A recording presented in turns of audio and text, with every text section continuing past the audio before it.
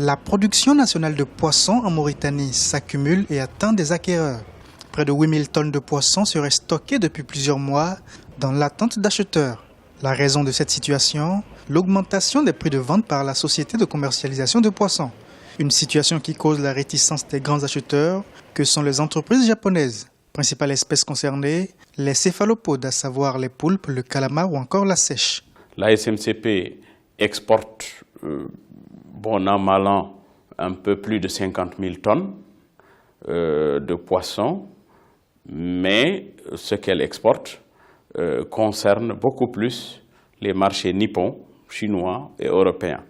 Les autres produits sont exportés principalement vers le Japon, qui représente annuellement environ 45 à parfois même 50% de nos exportations globales. En juillet dernier, l'arrivée d'un nouvel acheteur plus offrant avait conduit la société mauritanienne de commercialisation de poissons à augmenter ses prix de vente des céphalopodes. L'offre initiale a alors connu une augmentation de $1000 par tonne. Ce n'est pas la première fois qu'il y a un problème de commercialisation ou de différends entre les acheteurs japonais et les producteurs mauritaniens.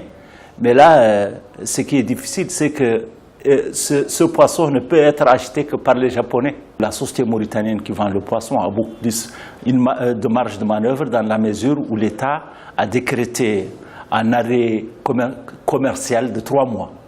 3 mois.